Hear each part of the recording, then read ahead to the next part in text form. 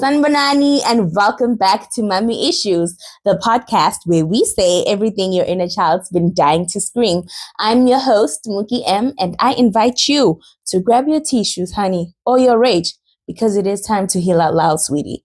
Okay, I know it's been a while. Don't even come for me, y'all. I am so sorry, but I am back again, and it is so great to be back. There was a short holiday that we had here in China in the beginning of October, so I couldn't really record my third episode then because I was just so busy. I had an unexpected holiday. I had unexpected old friends coming to town, so everything was it was very busy, guys. And then life has just been busy since then. So yeah, I finally have time. It's literally Thursday after school today. So I finally have time to record, and I'm so sorry for this late third episode. Anywho, so we're back, and today's topic is triangulation. This topic is very close to my heart because it gives me the explanation of how me and my siblings' relationships were like individual relationships of myself and each sibling that I have from my mother's side has been influenced and affected and didn't really stand a chance from jump. You know what I'm saying? So it really helps me to figure out the foundation of our relationship and how it really never stood a chance from the beginning. So today's topic is triangulation. Let's get into it. So what is triangulation, you may ask? Let me read it for you. Triangulation is a manipulation tactic used by narcissists or toxic people to control dynamics, maintain power, and avoid accountability by inserting a third party into the relationship. In simple terms, it is when a narcissist brings a third person into a dynamic to destabilize you and make you doubt yourself and keep everyone focused on them. For example, this can be a parent always comparing two siblings together or having favorites when it comes to their children. So you can compare your children, and it's basically when children are compared by a parent in this dynamic, in a narcissistic mother and child dynamic. And it is also when maybe a parent will have favoritism so that you and this sibling are always chasing after the parent's affection and love, competing for the parent's approval, basically.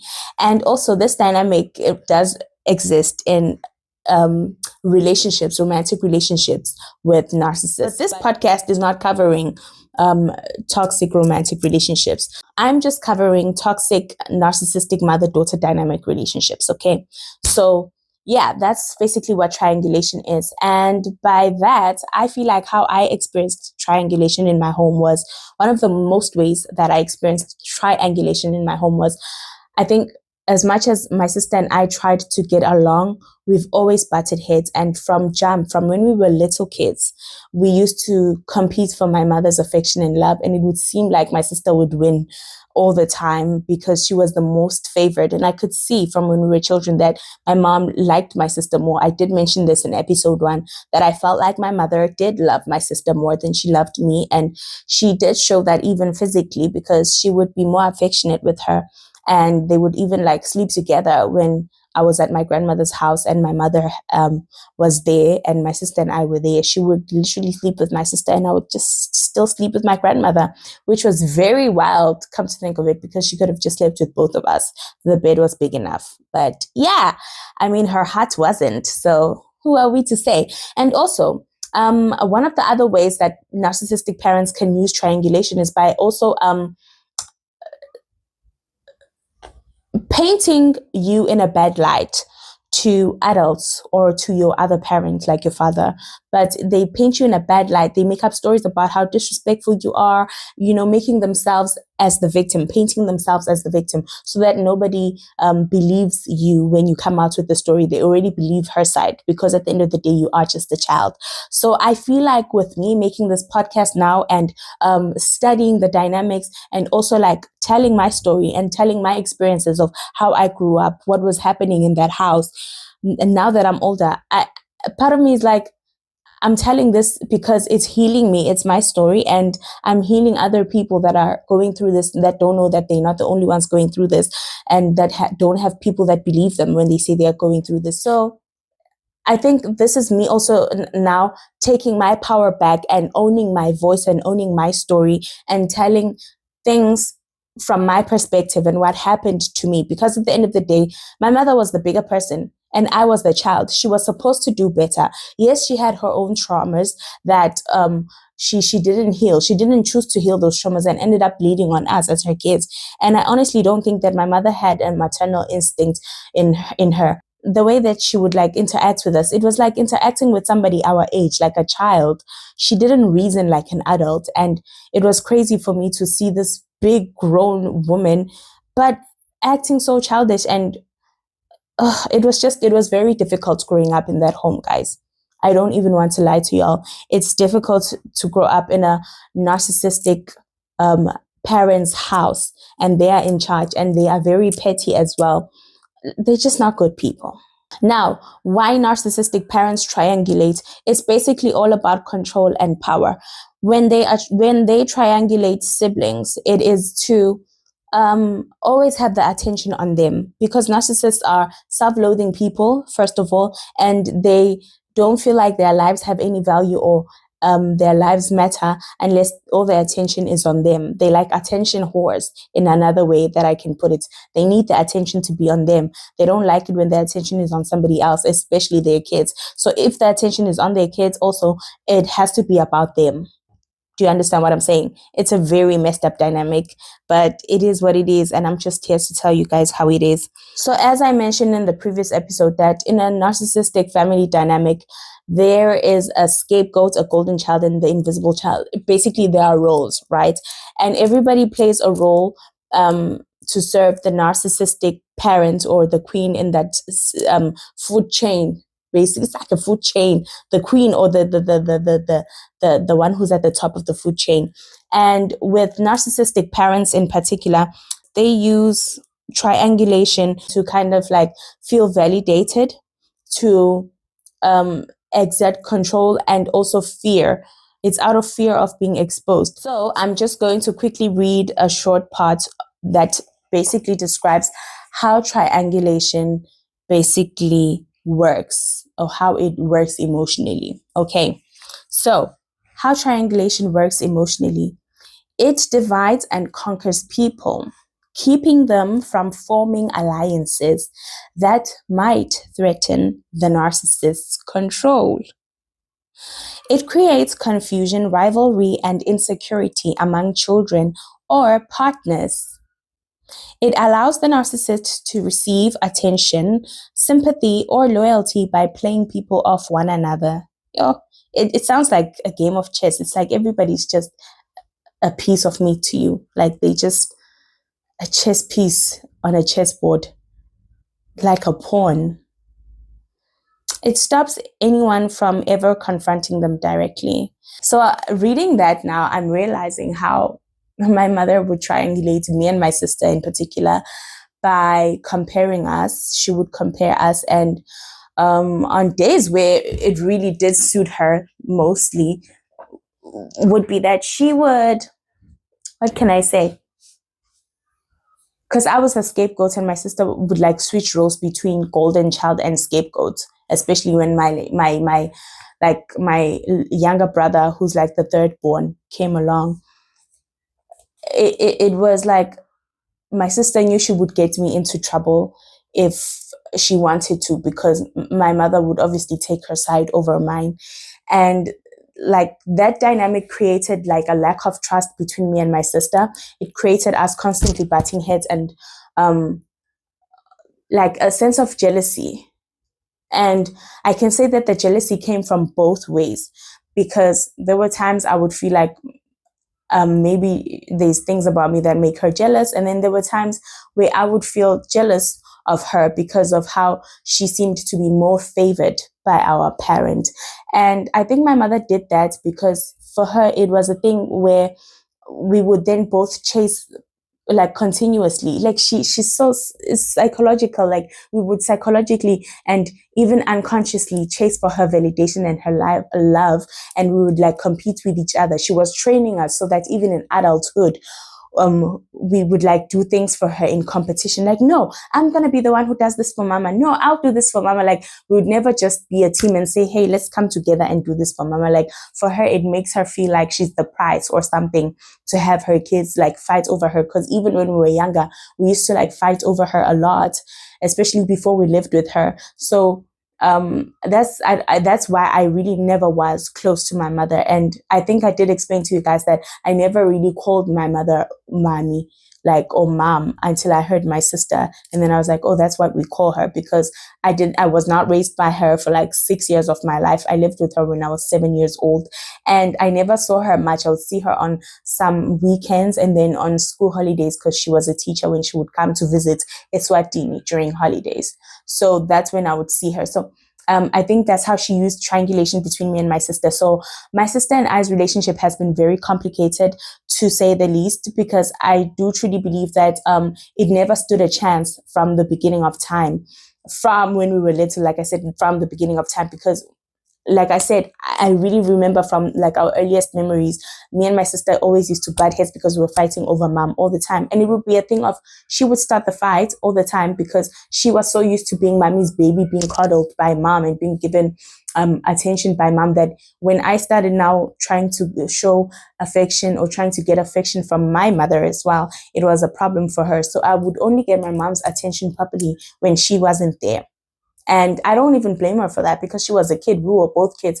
I blame my mother. I feel like it was her training us from from childhood, how she wanted us to be in adulthood, and how she just wanted everything to be serving her, because that's how narcissistic people move. I don't understand it, but it's just how it is. Me doing this podcast is also my way of trying to like understand why the things that happened to me as a child. I'm not trying to understand her as a person. I'm trying to understand what happened to me. So in order to understand what happened to me, I have to understand the behavior of the perpetrator. And that's just what it is. I'm not trying to make things right by making a podcast about this. I'm just trying to understand and trying to inform and educate others who may have been going through the same thing. So that's what it was. We were always compared, like our grades, the things she would buy us. Sometimes she would buy us the same things, just in different colors. You could just even see in the things that she was getting us. Like I would feel like she got my sister prettier things or nicer things than mine. And it dates back to a story that I did hear from Umam Kulu, which is her sister, my mom's older sister, telling me something about like the same thing I just mentioned now, of my mom buying my sister nicer things than me. Something that my mother used to do even in like her childhood with her sister. Like, it was just it. I don't want to talk about it because it's really not what happened to me. It's what happened to them. But I just also want to explain that for me, maternal narcissism is a generational thing, guys. It's something that's been like happening from, as far as I know, it's from my grandmother. And I think maybe even her mother treated her like that, because I know that she has her own dad and then her other two siblings have their own dad. So maybe even my great grandmother did this to my grandmother, because she ended up growing up with her uncle, which was my great grandmother's brother. And then she brought that same behavior onto my mother and my aunts. My mother's the second born. My aunt, my mom Kulu, is the firstborn, and that's the same treatment as I see it in me and my sister. And that's how my mother like acts. So I'm wondering if also like it's a generational thing. And I think that it is. Basically, I actually know that it is. It's a generational thing. And I see it also in some of my mother's sisters, because my mother has 4 sisters and 1 brother. So by 6 Kaigu. And I've noticed it in some of her sisters and how they treat like the sisters that have more than 1 child, and how they treat their firstborns. And it's like, damn, this is a generational curse, and nobody else is willing to nip it in the bud. Nobody else. I've seen like, my sisters and my cousins and my brothers, like my mom's siblings' children. I feel like I'm the only one. I know one ran away, like my mom's youngest sister's oldest daughter. She ran away because she also couldn't take the treatment anymore. So she left her mom and ran away. But rumor has it that she did come back, but I don't know how things are now. I heard that she did come back, and my aunt is trying to fix things or make up for that. I don't really know because I'm not there. But as for my situation, my mother is hardcore, she's hardcore evil. She has a very cold heart and she has never taken accountability any of the times. I think I've tried to approach my mother 3 times about the way she treats me and how it makes me feel. And all the time, she has invalidated my feelings. She has told me that I'm basically crazy and I'm disrespectful for even voicing out how I feel. And I deserved all the things that she did to me because I was a horrible child. That's every time I tried to tell my mother how she made me feel, that's what she would say. And she would chase me out of her house every now and again. Like, she would constantly tell me, like, get out of my house from a very young age, from before I could even stand up for myself. Sorry guys if you hear a background noise. The kids are coming out of school because there's a kindergarten near the complex apartment building where I live. So yeah, the kids is coming out of school, so it's a bit loud now. But yeah, basically, she would just like tell me stuff like I should get out of her home, I should get out of her house, and she would do that a lot. So me and my sister's relationship was doomed really from like fantuka af. And I noticed it in like our like adolescent years, before we were teenagers, like at 9, 10, we really didn't get along. Even now, like 4-year-old, 5-year-old stages, we didn't get along. So then we were like forced to get along when we started living together.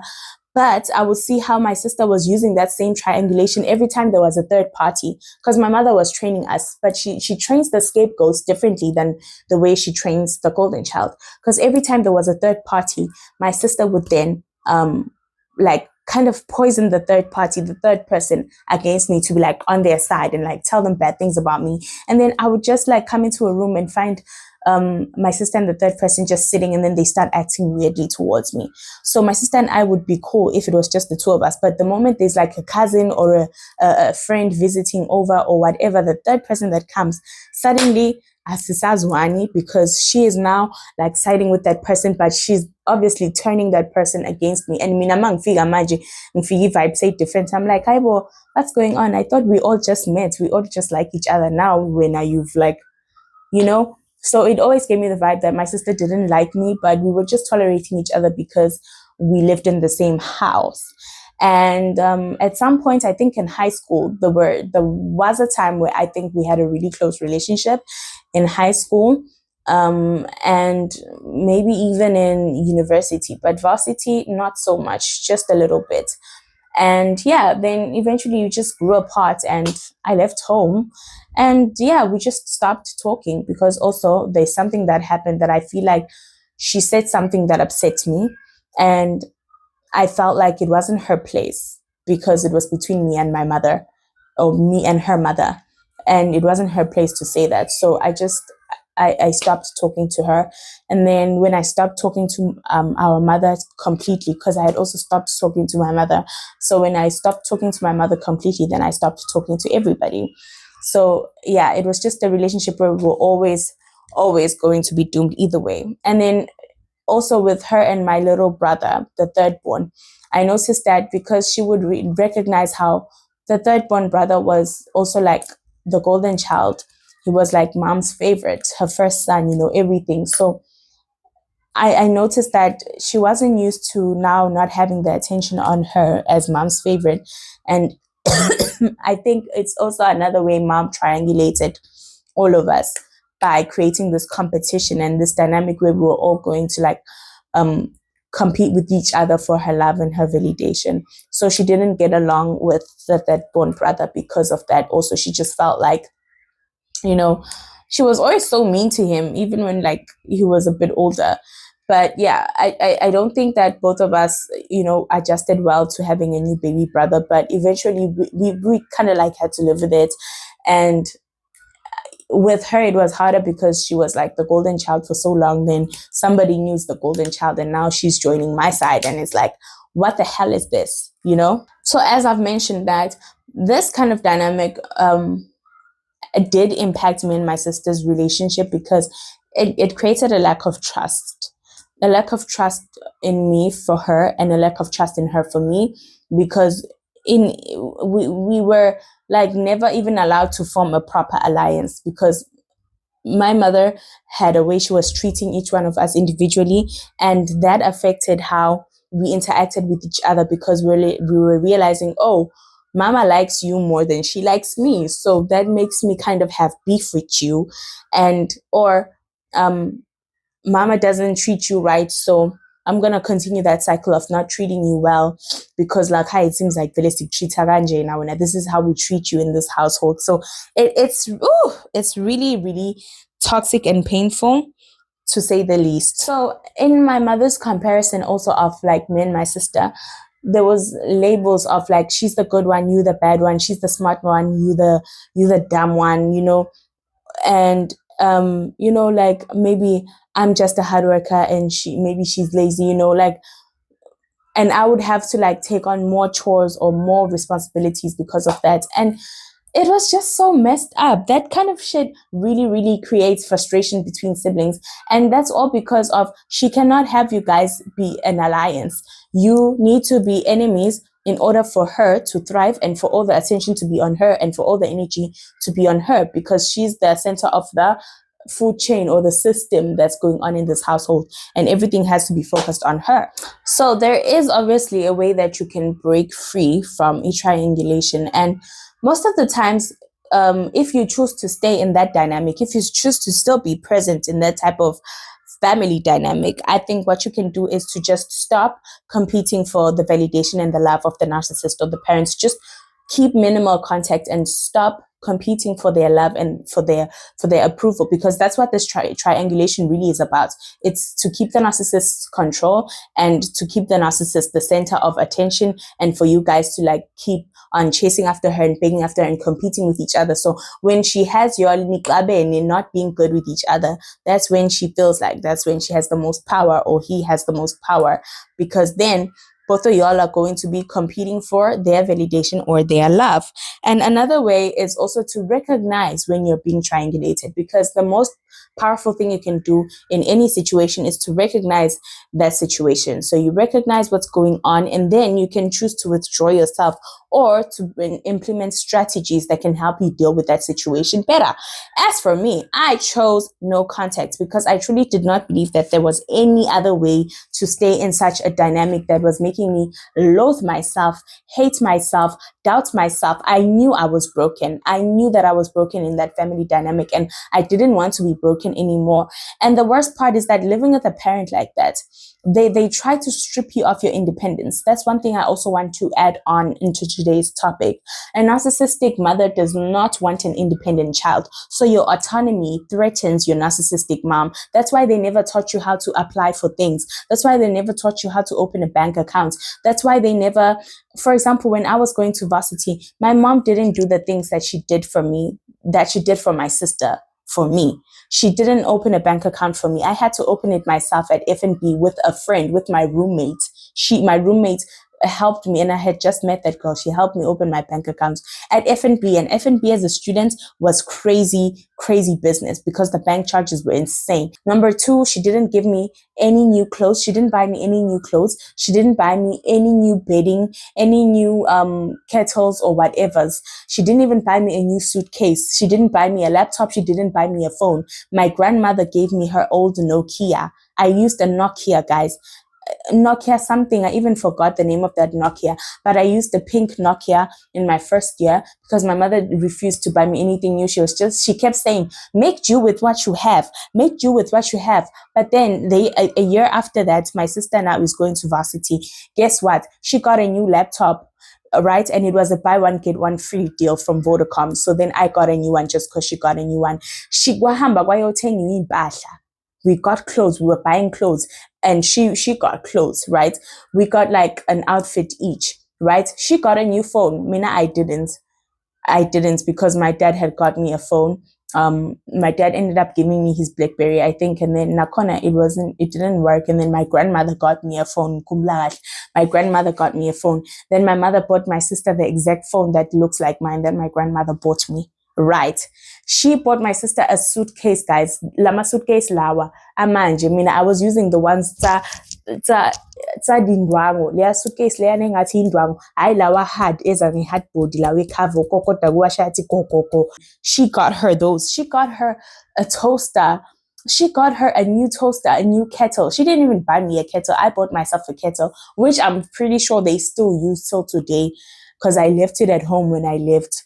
She got my sister a kettle. She got her new cutlery. Like, she got her, nothing was taken from Ekaya for my sister. She even got her new bedding. They bought her bedding. I mean, I took my blankets, clean. Everything that she got for me was like bedding from Ekaya, like old stuff. And I remember, with that being said, my sister then failed her first year. She failed her first year. She had to change courses because she was like, it's too difficult. And she didn't pass it because also she went to go do, like, you can't be in a science stream in high school and then go to finance or BCom in varsity. It doesn't work like that. If you're doing science in school, do science in varsity. If you're doing BCom at school, do BCom or commerce in varsity. You know what I'm saying? So, like, man, it was just a lot. And that same year, my sister failed her first year and had to pick another course and start a fresh second semester. I got a distinction, and my mother didn't even notice until later. She was like, "Oh, it was towards the end of the year even." It's like, "Oh, I just realized you even got a distinction first semester." But she didn't even say well then. She's like, "Oh, I just noticed you got a distinction first semester. Keep it up." I was just like, "Yo, okay." Mina, my efforts were not acknowledged. And when I told her that I was struggling with computer science, she threatened me. She was like, "I better pass that course or else." But my sister failed all her modules, literally, and she had to start another course that year. So this goes to say that it was just, it was in her intentions, Umawami, to make me and my sister never trust each other and never really get along, by having favorites and by picking which child she's going to show more support to than the other. And maybe she did that with me so that she could see me wallow and beg for her affection my whole life. What she didn't realize, I think Namanje, when she thinks about the situation, she's probably like, "Ish, maybe I pushed her too hard because now she's escaped." I know she's not happy about me being successful, being independent, and being far away from her overall, because narcissistic parents hate your autonomy. They don't want you independent. So I know mine is fucking telling nasty ass stories about me so that people see her as a victim and me as the child who's disrespectful. I know, because even when my dad passed and I went back to my hometown, and I saw this family that like lives near our home, and they know us as a family. This grandmother told me that, "Oh, your mom, Shem, she just says, she wants her child back. She just wants her child back. She doesn't care what happened. So you must speak to your mom or whatever." And I'm like, those are not the things that she says to me or shows me. That's not what she shows me as a mother. Why isn't she talking to me? Because she's the bigger person. You know what I'm saying? So, guys, it was just so painful. It was painful to watch and to be existing in a situation where my mother, my own parents, was supporting my other siblings more than she was supporting me. Even when I left home, because there was times when I left home, but I could still see everyone's profile pictures before I decided to block and delete everyone.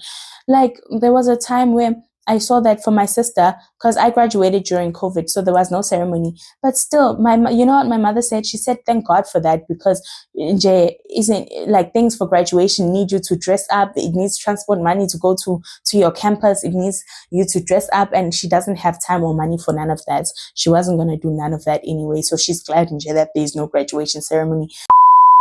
And so, just for context, because I know some people will listen to this and make excuses, my mother was well off. She was okay. She is a teacher. She had a house and a car and a husband. She was very much in a good position to do all those things and to afford raising children, because she afforded a lot of things. She just didn't want to spend on me. Not even a gift, guys, to say congratulations on your degree. Not even a young, simple braai where everyone gets together and braai and say, "We're celebrating you today because you got your degree. We're so proud of you. You're the first in the family." Obviously not the first in the family, but you're the first child in the family to go to varsity and actually come back with your degree. Not even a speech of congratulations, we're really proud of you. Nothing, guys. Nothing, not a gift, nothing, not a photo shoot, Nyana, where at least she's like, you know what? Because she has these things. I have a graduation gown. How about you just wear this graduation gown? Ngizocela one of my friends bazokufaka i-makeup, uqhine ekhanda sikushuthe yabo, sibe nebhranyana lakhaya, ushuthe and be pretty, like just to feel like we graduated mntanami. But for my sister's graduation, which was just like a year after 2021, I think it was in 2023, I saw, because I wasn't talking to them already in 2023, but I still had some of their contacts. I saw profile pictures. I think it was my stepdad's profile picture. The whole family had drove to Northwest, which is the same province where I would have graduated, by the way. They drove to Northwest to my sister's varsity, and there was a whole graduation for her. They took graduation pictures and they were posing as a family, and you could see that she got new dresses, new shoes and everything, which also takes me back to my matric farewell. My mother didn't want to get me new shoes and everything for my matric farewell. She didn't even want to pay for it. She didn't even get me new shoes and a dress. My stepdad got me a dress and a clutch bag, and then I wore some shoes that we wore for some wedding. But for my sister's matric farewell, she went and got her a shoe for 700 at Woolworths, and did everything else for her without having any problems. So it was crazy. Every time I had to look at the comparisons, it always put so much pressure on me of, I always have to be better than my sister. I always have to fight to do better, because she's, even though she's getting twice the support than me, she's getting twice the love, she's getting twice the softness. Mina, I have to do it better. Me one. It always set that nasty ass fucking pressure that I fucking hate so much. And I'm so glad that I'm not a part of that family anymore, because I don't feel those pressures. And that is why I've also gained so much weight, because for fuck's sakes, I'm so free. I'm finally so free. And so many years and so much money of therapy, guys. As in spending money on therapy. That's why I really don't like my mother, because I should have been in my mid-20s enjoying financial stability starting to come into my life. But I had to obviously take that financial stability that I was gaining, and built on some of it, and then most of it use it to fucking heal the traumas that I was going through, because this shit was starting to spill into every other area of my life, and it was really affecting my romantic relationships. And I was just tired of meeting the same fucking person in different bodies when it came to my romantic relationships. So I realized that I really needed help, and I needed to figure out what the fuck it was, because I was it's most probably my childhood traumas, and I need to go face that shit in a therapist's fucking office, so I know what it is that I'm doing and to stop doing it, because insanity is doing the same thing but expecting different results. So I started doing something different, and I sought professional help. So I'm so glad that I'm no longer a part of that family, because that competition from my side has died. I no longer feel like I need to compete with any of her children, especially my sister, for anything. Because as much as she was building this fucking dynamic that is absurd and sick and disgusting for her gain, it created an insecurity within both of us as sisters, because I'm pretty sure that as much as I had my own insecurity about her and my mom in me, she had her own insecurity in her about me and our mother. So it created this unspoken hatred and unspoken jealousy between us that I feel messed us up. And it creates the type of woman who is always constantly threatened by other women and sees other women as threats or as competition. And it's really not good. That's one of the most fucked up things about a mother wound, having a mother like that, because especially if you have a sister, because they will make you see a sister in that way, like you're supposed to compete with her for my love and for my validation. So I'm very glad that it didn't even get to a point where we were nasty, stealing each other's boyfriends. Luckily, it never went that far, because we understood. It was a rule that we even spoke about, me and her, when we were teenagers, that we don't do that shit in this family. Because some boys in high school that were really sick would do such a thing, ask her out and ask me out, and would be like, no, you ask my sister out, are you out of your fucking mind? And she'd also be like, no, you ask my sister out, are you out of your fucking mind? So we even spoke about it, we don't do that shit in this family. Oh, what did you say? I told them we don't do that shit in this family. I'm like, good, clock it. Because we just understood that we already had so much pressure at home and so much fights that we were fighting behind closed doors that people didn't know about, that we could not fight each other on other things that were unnecessary as well. So I think that also there was, like, besides like my mom being, my God, besides like my mom being the cause of me and my sister's drift and rift, like the tumultuousness in our relationship, I think that my sister and I at some point really did love each other and care for each other, because we realized, especially in the arrival of my third born brother, that all we had was each other, especially in high school. Like when I was in high school as a senior and she was also in high school, we realized that all we really have is each other.